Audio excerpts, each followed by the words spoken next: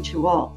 We're going to be together here until about 5 minutes after the hour, and then we'll have about 10 minutes for questions. And I'm saying to everyone that if any of you have questions that you don't think of till later, and you'd like to get in touch with me, I'm saying to the association, go ahead and give them my contact information. Maybe we can talk, because some of this stuff gets just a little bit complicated and can be new to many of you. So what are we up to here? I think of this as a journey, right? I'm thinking of this defeating of bias, we'll define it in just a minute, as a journey that we're all on. And it's an internal journey and kind of an external one too, because it has to do with our colleagues and the people with whom we work. Fundamentally, I'm going to help you discover techniques for defeating the biases that prevent us from functioning most successfully. So whether that's as an individual person, whether that's as a person who is having contact with with contractors or with workers or with potential customers, whatever it is, whatever that thing is that you do, I think you'll see that this can help us all be better. And I know that I've needed this material too. So here's the route on our journey. We're going to start off and spend a few minutes on the basics of bias. What is this darn thing I'm talking about? How does it work within the brain? Some interesting stuff there.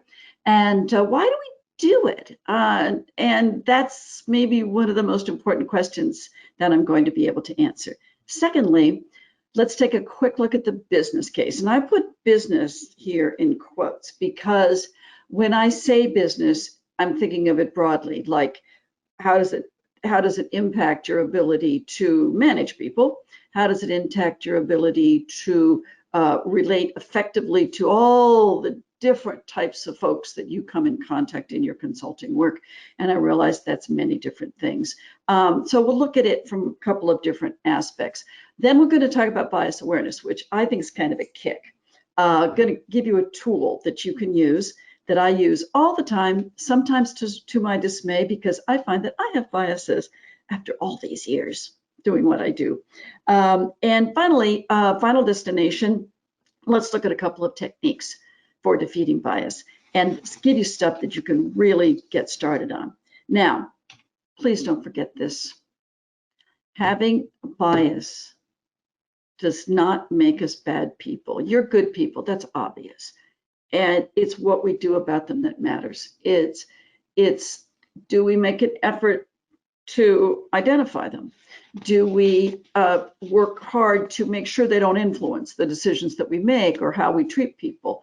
Do they keep us, do we stop ourselves and not allow ourselves to look down on people because of the group to which they belong? All that kind of stuff. But that fundamental thing of having a bias is something that everyone has, and I'm not going to equivocate on that, everyone, and that people of all groups have. This is not a white person thing. This is not a black person thing. This is not a man's thing or a woman's thing or gay or straight. We've all got them, okay? And again, they don't make us bad people. Now, what we do with them, people that do blatant things, say horrible things to people, kind of, okay, fine, that's not cool. But fundamentally, it doesn't make us evil. And the reason I'm going so heavy-handed on that is I'm going to be asking you, I don't mean in real time here so you can relax, but give you tools to look at your biases. And if I keep telling you it makes you bad to have one, well, why would you look at one? I wouldn't. So be comfortable going there. I think you'll find it interesting. So our first destination. Let's take a look at the basics. What is a bias? If we had a little more time, I'd get you guys in on this, you men and women in on this. I'd have you do a chat on this or speak up, and I'd ask you, what phrases or words would you use in a definition of bias as it pertains to this general issue of diversity and racism and all the rest of it? And I would predict you'd come pretty close. The definition that I use is what you see in front of you. A bias is an inflexible, hang on to that, I'll come back to it, positive or negative, conscious or unconscious belief about a particular category of people. So let me break that down a little bit. Inflexible. This is a belief that you apply always when you encounter someone from particular groups. It's not what we might call a flexible generality or a working generality. It's not when you learn something about another culture and you learn that and you say, well, yeah, it does apply to some people. I'm, by the way, in San Diego here. Oh, and I meant to congratulate the beginning. Congratulations, SoCal chapter. I'm sitting here in San Diego, so congrats. I perked up when I heard that. And I'm sitting here. There's beliefs about what we're like here. And they run like, yeah, some Southern Californians are beachy, right? Oh, we're outdoorsy. Yeah, bunch of us are. That's why we moved here, right? I'm not. I happen not to be. I don't even own a bathing suit. The only time I go to the beach is if it's raining, and now you think I'm nuts. But hopefully you can hang in the presentation with me anyway, despite my nutsness. And so that working generality, some of us, many of us even, is fine. But when it's the first thought that pops into your brain when you meet someone different from yourself and you won't change it, regardless of what you see as you get to know them as an individual. That's the difference. Flexible versus working. Now, something else about this definition that might really surprise you. Look at that word positive. Biases are never okay, right?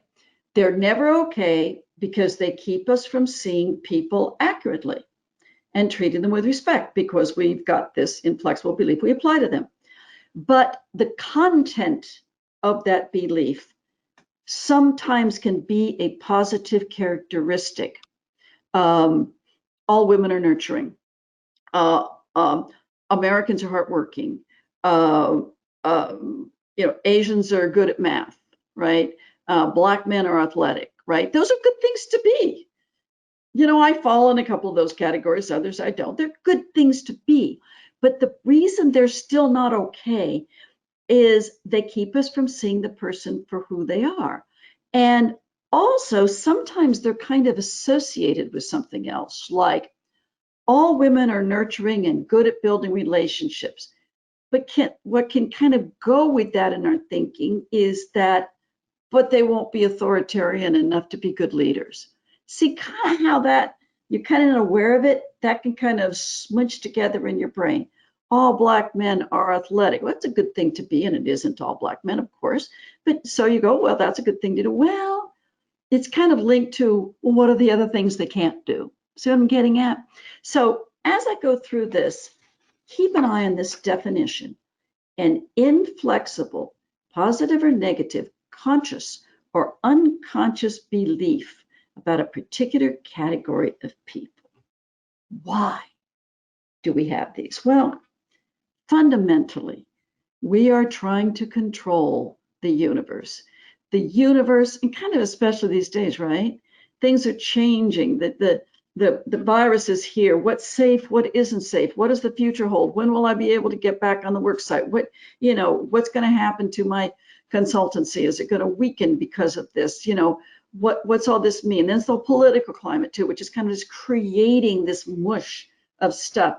And it makes us want to control the uncontrollable. Well, there's something else that feeds into that, and that's magical thinking, okay? Superstition. I believe that magical thinking, designed to help us predict the unpredictable, control the uncontrollable, is the same mechanism, the same drive in the primitive parts of our brain that makes us have biases, because our biases are doing that. Our biases are saying, I know what you're like, and I know how you're going to be in the future. Or I know what you're like, so I know how to persuade you to do a better job on the job site. I know how to persuade you to use me. All of those things, they are ways of controlling. Now, again, if we could have more contact, I would ask you, if we were together, to raise your hand if you have any superstitious beliefs. And what usually happens in person is about a third of the group will raise their hand. And then after a while, I say, okay, what beliefs do you have? And I make them admit them and all that. And then a few others say, well, wait a minute, hang on a second. I do have that favorite, I don't know anything about golf, by the way, but a tee that I always make sure I take with me to my golf game, or my shirt that I wear, or my socks, or perhaps it's a special pair of underwear. I don't know. And they start to come out. And I kind of predict that you're sitting there thinking that, oh gosh, I've got these too. I'm not saying we really believe them. It's not like we're flat out, I believe it, and if I don't do it, I'm going to go crazy. But it's in the back of our brains. And it's that same almost irrational but very human thing that causes us to also want to create these inflexible ideas about what people are like so we feel more secure. It's human. Doesn't make us bad people, but it's real and we've all got them. And I'll bet most of you, when you have a candle on a birthday cake, even though you think it's stupid and primitive, and they ask you to make a wish, you go ahead and make a wish. I'm just saying. So I'd love to know if you do that. So let's go on to our second destination, business case. Dividing these up into the object of the bias. The object of the bias is the individual about whom we have the bias, or maybe that's us, right? I mean, as you know, white people, there's lots of biases, inflexible beliefs about us. There's lots of inflexible beliefs about white men, and they're no good. They're no less bad as biases in all directions because they keep people from seeing you for who you are. And I don't put the target here. I get tempted to kind of say the target of the bias, but I don't say that because of the fact that we aren't it's not like we're going, oh, I shall now have a bias about you and I'm going to send it towards you, right? We don't do that.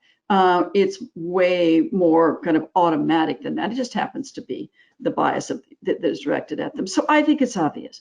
Biases reduce opportunities for success. And whether it's getting clients, whether it's in the workplace, whether it's having managers that work with you effectively. And sometimes it's because of direct discrimination and racism. Other times it's because of more subtle things like what's called the stereotype threat, in which there is a stereotype in the workplace and we're scared we're going to live up to it. We're scared we're going to conform to it. So we go passive and we don't show the best we are because we're afraid of failing. That kind of all that stuff. We won't go through that. We could do that maybe another time. But it's, generally, it's like just not having those kind of opportunities. And when I look at some of the material that you've authored and about this issue of racism and diversity inclusion, they're really cool and they really make me know that you get this slide, right? Because like in here, I'm reading a better future for IBEC. It's about giving people the best chances they can have. I put 4 stars by this, I'll show it to you. A place where everyone has the chance to succeed. That's what much of this is all about. But also, the holder of the bias. Bias compromises my ability, all of us who have biases, really to make successful decisions, whether they're pertinent to a client or a worker, construction worker, to a contractor, whatever, that keep us from doing that. Let me share with you a study. I know you're going to go, wait a minute, what are we doing in France at a grocery store? I know that, but the principle here is really, really important. I keep checking time here, by the way.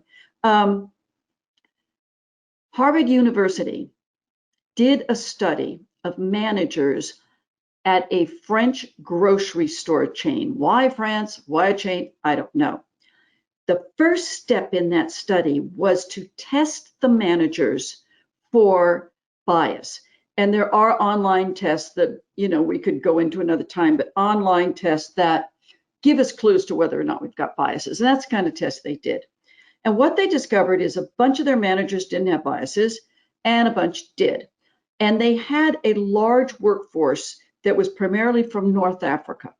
And it was biases against that population that the biased managers had. So they then looked at the performance of those workers when they were working under the two different categories of managers. And they were able to do that real effectively because the workers would work under different managers during different shifts and on different days. So they had a variety of data. And what they discovered is that when working under the biased managers, these employees did less well. And they had real concrete things like, how long does it take them to stock a shelf? How long did they keep talking to customers, which was what they wanted? How many sick days were there? How late were they to work and how often? And it was fascinating when they found that it was under the biased managers. But this is where it gets, and then they would shift and be under the other managers and they were fine. But this was so interesting because the type of bias that the biased managers had was not, I hate you because of the group you belong to, or I think you're inferior because of the group you belong to. It was what's called aversive racism, which is a kind of an attitude that I don't hate you, I'm not looking down on you, but I kind of don't want to hang with you. I'm uncomfortable, you're different than me, I don't want to be with you much. So that meant, and if we were together, we would talk about this easily, they're not talking to them as much. They're not watching what they're doing as much. Therefore, they perform less well. To me, that's just so concrete that this is the way that when we have biases, it does make it harder for us to be effective in what we do. It may not be the aversive, maybe something else, but keep that in mind as part of this general thing that I'm calling the business case. And then let's just look at business success. Biases compromise customer interest and interferes with innovation. Lots of studies done, that customers in many different venues would rather do business with a company or an association that cares about social responsibility in general. And so it's one reason I think so many companies are waking up these days for good reasons, but also for the practical fact that customers are going to pay more attention if they care about social responsibility, which diversity clearly is. But there's another one, innovation. You must require a lot of innovation in your work to constantly be creating better products, learning better how to build them, and the like. What they've discovered is that when you have, and let's make it an association, when you have a group of people that are different in some ways from each other, whether it's grew up in a different part of the country, grew up in a different part of the world, a different gender, sexual orientation, whatever, it doesn't matter, but are different. They are bringing a different point of view to problem solving. And because of that different point of view, there is, and you probably experienced this, a kind of a tension, a kind of a situation that forces you to work harder because they're coming to you with a different idea and you don't completely understand it. So because you don't completely understand it, you have to listen harder, you have to think harder, they have to listen harder and think harder to understand you. And out of that intense effort and synergy comes more innovative ideas. I could sit here for another hour and share the studies with you on that one. Yes, having diversity and inclusion, defeating racism, all of that is the right thing to do, God knows. But it also has a real practical impact on your ability to be successful both individually and as an organization. So let's move on to our next. I have to move the camera so I can see the slide. Bias awareness. I have a concept called the first thought process. This is so simple and it works. I would ask you for the next, oh heck, just for the next 2 weeks, as you go out and about, when you see someone who's different from yourself, notice the first thought that pops into your brain. That's all. Notice it. Just notice it. What assumption do you make about someone with an accent on the telephone, about someone wearing a turban, about the color of someone's skin, about the fact that a person might be in a demonstration, a fact that a person clearly has a particular view that you can see that's different from yours? What's the first thought that pops into your brain, the first assumption? There is a chance that that first thought is a bias. We don't know yet. We're going to get there in a second, okay? But I'm asking you to watch. I do it all the time. I notice myself constantly jumping to conclusions, whether it's because of an ID that pops up on my phone that it's from a particular company. I'll go, oh, they're going to be this way. And I have to be so careful because it keeps me from seeing them for who they are. Now, you've had that first thought. You've noticed it. Ask yourself 3 questions about it to find out if it's indeed an inflexible belief. Was that first thought an all statement? In other words, if you meet someone and they remind you of your cousin Joe, and you go, oh, I wonder if they're like Joe, that's not it. If you meet someone and the first thought has that, oh, they're that person, okay, those people, that kind of a feeling, you probably have a bias on your hands. Secondly, have you had a memorable positive or negative experience with this group that you had this thought about? The reason that question's so pertinent is that one place that we learn our biases is through experiences, intense ones. And they can be positive, hence the positive bias, or they can be negative, hence the negative ones. You hired someone, you worked with someone on a particular project from a particular group, they let you down, they suddenly stopped showing up, they were unreasonable, they didn't know their stuff, and it damaged your reputation or something like that, or made you feel bad. That's an intense experience that could create a bias. And so if so, more apt to have a bias. Secondly, ask yourself this question. Would I feel the same way about the significance of this person's behavior or appearance if he or she were from a different group? Real quick example. You're in the grocery store, you're standing in line, you're impatient. You can see ahead of you the clerk who's ringing up the groceries. You notice a couple of things about these groups. This person, they're not very good at their job. They keep making the change wrong. Nothing's automated. They put the bread at the bottom of the bag. They're making mistakes, dropping things, all this stuff. You also notice that this person is of some visible group, right? I don't care what it is.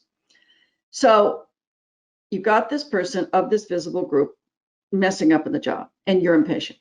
So you think to yourself, oh, why do they hire those people? Okay. Stop for just a second. Play a game. This is internal journey, remember? Switch the person in your head. Switch them to another group. Pretend they're anything different. And then ask yourself, would you still say, why do they hire those people? Or would you then say, why did they hire that person? Which is a reasonable question. If you did change it, bad news, it probably is a bias because you went to that generality right from the start. So get in that habit. Watch that first thought. Ask yourself these questions, and you'll be able to begin to surface these things. Now, another little aside to that, special application. Compare what you first think when encountering someone with what you learn about them later. Begin to notice those thoughts all the time. And if you're in a position where you have the chance to get to know them better, if you're in that position, pay attention to if your opinion changes. The value of this is that through time, you'll see how weak your first responses are.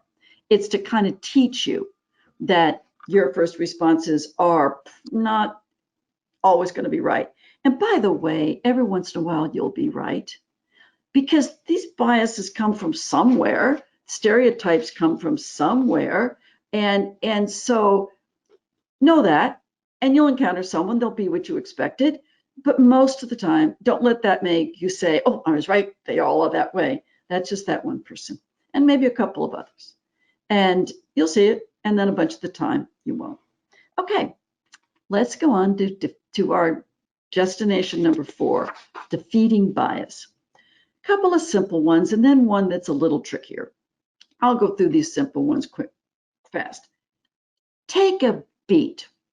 The power of the pause. When you're about to make a decision about a person and what they're like, stop yourself and have a cup of coffee or take a walk around the block. I don't care what it is.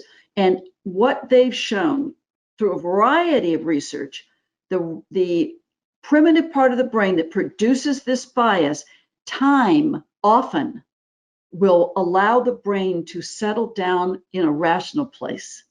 Give yourself, this is like when our parents used to tell us count to 10 before we get mad. Remember all that?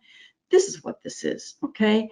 And remember to be particularly vigilant when you are under stress or super busy. That's when we resort to our biases. That's when we need more than any other time to stop and take a beat. Secondly, use logic. Yes, logical part of the brain has the power to reduce all but the most deeply rooted biases, okay? All but the most creepy, deep-rooted stuff.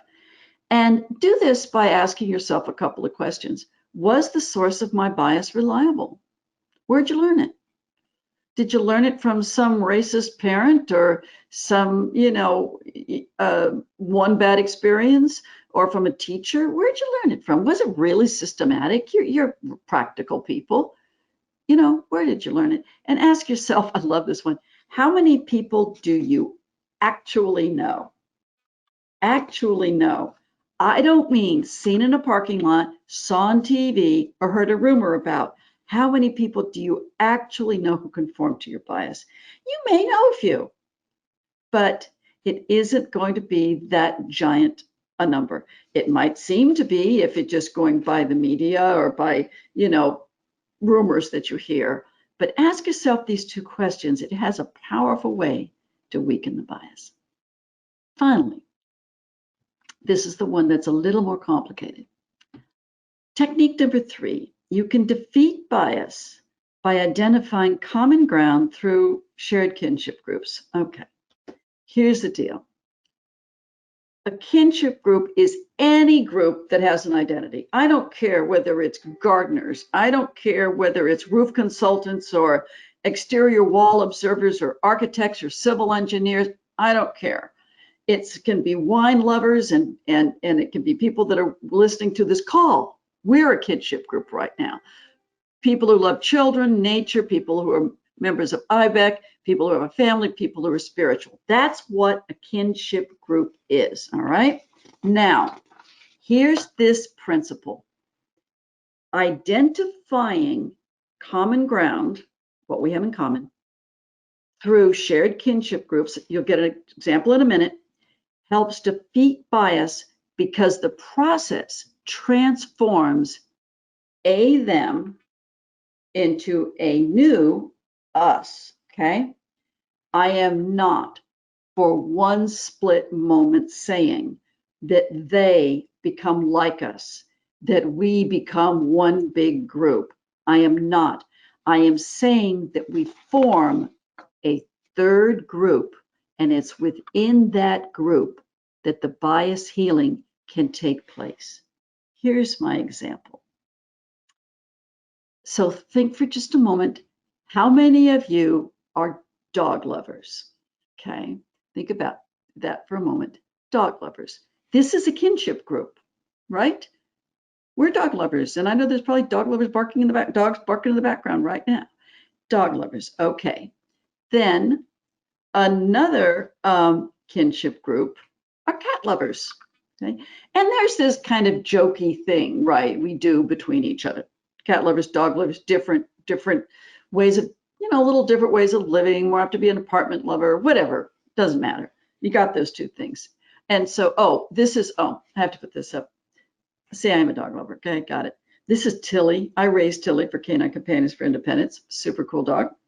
And this is some random cat. I have no idea. It's cute, but I just found it on the web. Okay, so 2 kinship groups. Look what happens. Look what happens, everybody. Animal lovers is another kinship group. It's superficial, yes. It is with, notice, cat lovers are still cat lovers. Dog lovers are still dog lovers. It's just that we've got this third group now that we're hanging out in. Now, why on earth would that help defeat bias? It reduces bias because the way the brain works, we tend to, when we're in us, to see the people within that us as individuals with unique qualities. And as individuals, they're different. We're hanging in that animal, we're a bunch of different people. And when we look at someone as them, we just tend to see them as more alike. There's several reasons and why this is so, but one is when we're in us, we're hanging together more, right? So we get to know the people as individuals. Also, the way the brain works, when we identify as a group, we bring more neurons to the task of noticing the difference between groups, okay? Also, when these people are in us, I'm going to use the word rubric, the thing that made them different, the characteristic that formed the core of our bias kind of doesn't matter anymore. Fine, you're also a cat lover, that's great. It's because we're in us, and the us is what begins to matter, and that difference becomes minimized. It is valued, it is honored, it continues to exist, but it isn't the main thing that's in our brain. So just a couple of ways that we can begin to create that usness.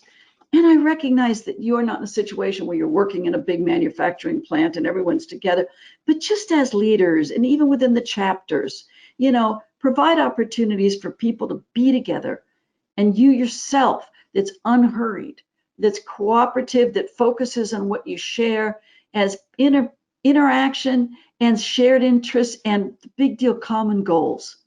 We're all in this thing together. Common goals begins to create that third group in the middle. And yourself, reach out to people who are different from yourself and bring up subjects that you think there is no way that they would agree with you on. Bring them up. You never know what's going to happen. I have a friend who can't see, hasn't been able to see since the day he was born. He is an expert, and I mean an expert, on baseball. When he's in a workplace, nobody ever asks him to go to a baseball game. Nobody ever asks him, hey, what'd you think about so-and-so last night in the game? They don't do it because it's understandable that they think he doesn't know baseball, but they don't try to find out. You never know what you have in common. So let me just put up this summary slide and let's see if you've got any questions. And also, if you like, go ahead and she'll take a look at, Terrell will take a look at the questions. You might mention which of these 10 points you think are the most important. So here we go. Biases don't make us bad people. We've all got them. What we do about them matters. Watch those first thoughts. You'll get in the habit of it. You will. Pause, give your brain, count to 10. Compare your first thought to your final reality. Was the source of my bias reliable? Really? How did I learn it? How many people do I really know who conform to my bias? Watch for commonalities with people different from yourself. Interact with people who are different. Make an effort. Be alert to the negative impact of bias. That's going to motivate you, keep you motivated. And beware of the revival of bias. We didn't talk about that and how to avoid that, but it's happened when we get ourselves in new situations. And I know you work in different situations. There's a tendency to sometimes have the biases come back, partly because of the stress of the situation. So I really want to thank you.